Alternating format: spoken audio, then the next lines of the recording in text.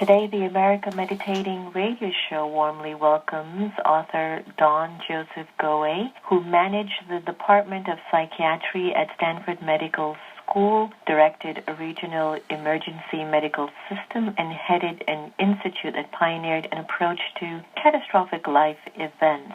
Don has worked with some of the most stressful situations on Earth and with people facing terminal illness, parents struggling with the loss of a child, prisoners adjusting to a life sentence, and refugees of the genocidal war in Bosnia struggling with extreme post-traumatic stress. Just imagine going through those life stories, my friends.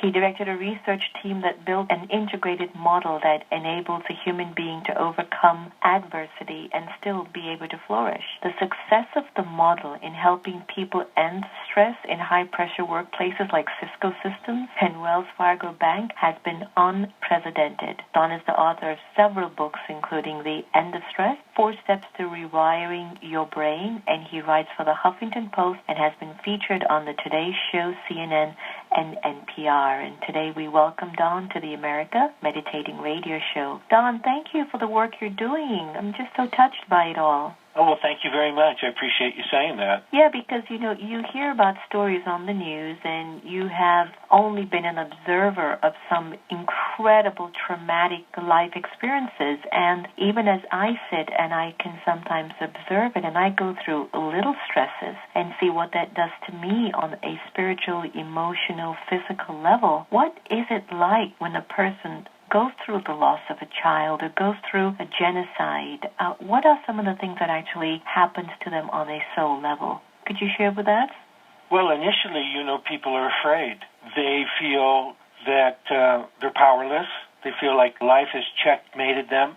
They're, trying to rally a feeling of faith to face the adversity that's in front of them. And they struggle because the fear overwhelms them. It's sort of every time they take a step forward, it seems like the fear pushes them back 5 steps.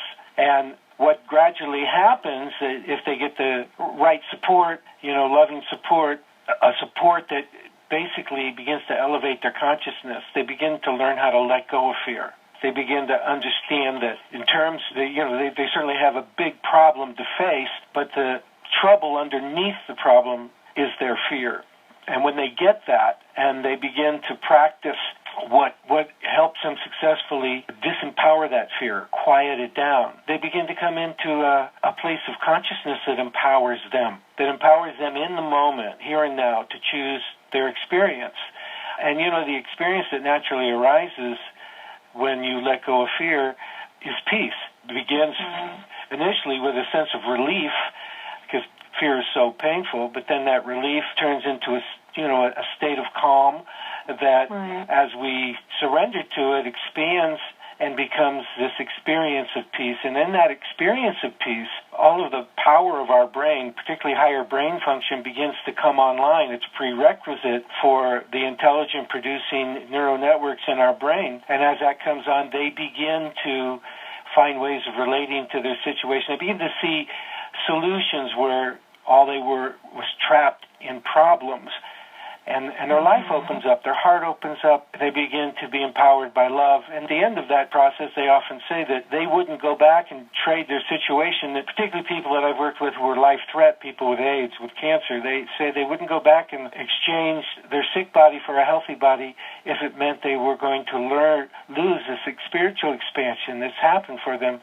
And then, of course, in medical science, we know that spiritual expansion creates what's called the mind-body connection, actually promotes, the biochemical environment that we call healing.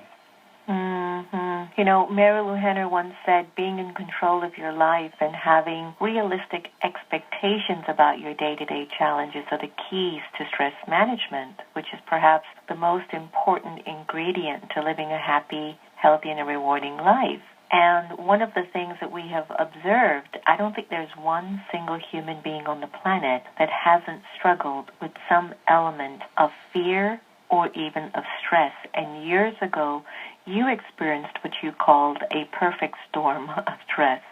How did you overcome that season, I shall say? That was 30 years ago. I lost my job, and it was a job I'd spent most of my young adult years firing toward. So it was quite a blow. And then 9 days later, I was diagnosed with a brain tumor, and I was warned by the specialist to prepare myself for some serious neurological disabilities, that were serious enough that they might mean that I would never work again. And I was married at the time with 4 small children, so it was a devastating blow. And I had to wait 6 weeks for the surgery, and I spent the first 2 weeks terrified, abject terror. Every night was a dark night of the soul. I'd wake up at 3 a.m., and go to the living room, stare out the window into the cold, dark night. The night looked like a black hole that was going to suck me and my family in. I was afraid that my family and we were going to end up homeless. And then one fateful night, about 2 weeks into that, I reached a point where I questioned, which was worse, the dire problems that could happen out there in the future, or the abject fear that, had been happening in me every day, all day long. And it was clear to me at that moment the fear was worse. The fear was the pain. So I tried a process that I learned from the famous American psychologist Carl Rogers Beck when I worked with him. I became keenly aware of each fearful thought that I was thinking and the strong emotion it carried and horrible pictures it painted. I became really aware of that. I let awareness come in and show me what was going on in more vivid detail. And then I practiced not believing any of the thoughts that I was thinking. And my ego would come in and argue with me. It would say, you can not believe this thought, but at the end of the day, you're still in horrible trouble. And I would practice not believing that thought. Any fearful thought that came up, I wouldn't believe. And then part of the process is see, what does your experience become when you don't believe a fearful thought? And gradually what happened, I began to calm down, the way that I was just talking about a moment ago. And about a half hour later, I was at peace. I knew I was at peace because this time when I looked out the window at that cold, dark night, it wasn't like that. It was beautiful. And the feeling that I had as I looked at it was, I almost felt the night was sacred. And so I made the decision right then and there to approach the surgery with this peaceful attitude, simply by letting go of fearful thoughts in the way that I just described. And it worked.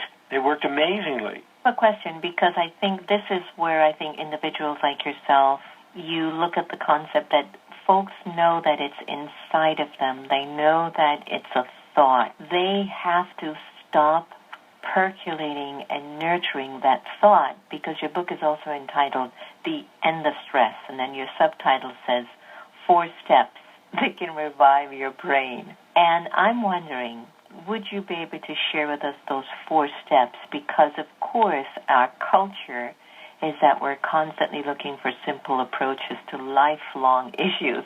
But I'd love for you to share these 4 steps, because you did it. You grappled with the stuff. It was really the dark night of the soul. But what was that moment for you that shifted the way that you were going to believe how this was supposed to turn out for you? Yeah, well, the moment that was the shift point for me was that I found that when I didn't believe that thought, my experience changes to the experience I wanted to have, and that it worked. And that once that it shifted to that experience I wanted to have, the world started looking different to me. I wasn't trapped by my problem anymore.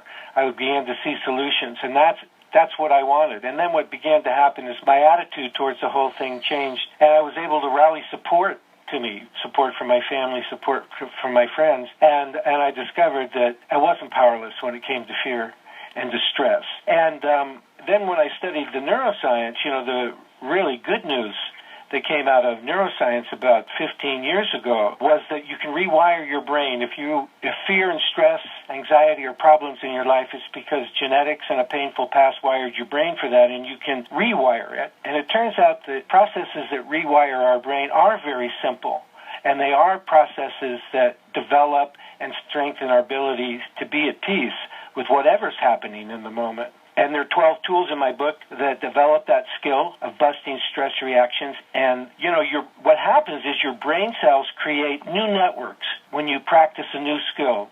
The point where the networks connect are called synapses, and the synapses actually get strengthened the more you use them. And especially if you use that synapse in a pattern fashion, like in a practice. like in a meditation practice, for example, that synapse gets even stronger, and then you don't need much effort to activate that stress-busting, that fear-busting pattern. It happens on its own. Your brain busts that stress, that fear, at the point it raises its ugly head. That's what I mean by the title of my book, The End of Stress. And the process that you go through, the 4 steps you're talking about, the first step is awareness, as in my story. This step brings your stress pattern into greater awareness to slow down stress reactions, to get you to choice, which is what step number 2 is about. Step number 2 is about learning, then practicing, and finally sustaining a set of choices that build the mindset that changes your brain's autopilot from one that's, activating those knee-jerk stress reactions, those fear reactions, to one that begins to amplify your intelligence, your heart, your optimism, your creativity. All of those things are literally our brain functions. And now your brain's in a position to help you tap your full potential as a human being, to raise your IQ, to be more creative as you face problems in your life, to break through limits. Most of the limits that we face in life are mental limits, we impose on ourselves. That's step 3, which is expanding brain power. And then step 4 is building your own individualized practice that's strengthening those synapses, that continues to make your brain function better and better, begins to open your mind more, open your heart more, and enable you to achieve what I call the good life, which is a life of being well and doing well on your way to flourishing. All of that's possible for every human being. I like the one especially on mental limits, because on my path of meditation and Raj Yoga, the mental limits derive from repeating thoughts and actions from a space of algae. It's an acronym I use every time. A for anger, L for lust, G for greed, A for attachment, and E for ego. And I've found that level of thinking tends to have me only see my skin and the skin of other people. And here I am, an embodied soul with all of this potential and capacity, and then I put limits on this enormous power that I carry. And I remembered one day just thinking, it's like me stepping out of my car and pushing it, not realizing that I'm the master. I can just drive it and press a button and make it work, It's just so incredible, these mental limits that we put on ourselves. It's painful. You have been doing incredible work in major corporations, and we're so privileged and glad that you're doing that, because I know corporations are really struggling to get to the core of their own souls. There's an 8-week stress program that you've been offering. What are some of the results that you're seeing, and maybe just 1 or 2 things that you've seen are just a hit in your programs that you offer the corporations? Could you share just 1 or 2 of those things that are really hitting the nail on the head for those in that particular area? Sure. The reason that we do it an hour and a half a week over 8 weeks to help people develop the practice. It actually takes 4 to 8 weeks for your brain to make the changes. So we walk people through that period. And what we're achieving with this program, actually it's what neuroplasticity is achieving and mindfulness is achieving for people, is an average of a 40% reduction in their stress level, which is basically cutting their stress level in half initially. And 93% of the people expect that decline to continue as they get better and better at using the tools that they learn. But we also see increases in people's productivity, in their creativity, in the quality of their work, increases in their satisfaction with their relationships at work, improvements in their relationship at home, and a large number of people report that they feeling more energy, greater well-being. And all of those that I mentioned there are indicative of higher brain function kicking in, of improvements in their overall brain function. And so it's been very rewarding to see the results. And we've achieved these results in big Fortune 500 companies where the level of pressure is very, very high. And people really are interested. They're leaning for this kind of change in their life. They're tired of the stress. You know, I've done workshops all over the world, India, China, Saudi Arabia, Europe, here in America, Japan. Everybody throughout the world has response to it in the same way. They want less stress in their life. They want less stress at home. They want to be less afraid and anxious, and they jump at the opportunity to make a shift. And if your intention is clear, you will make the shift. Your brain will change to support you in bringing greater peace and satisfaction and expanding your horizon. Great. Thank you so much, Don. I think that's been so useful. I've enjoyed our conversation today, and before I let you go, is there a website that our friends can get a hold of you? Yes, you can go to Pro Attitude, just pro and attitude, all one word, .com. Thank you so much, Don. All the very best, and thank you for making us less stressful.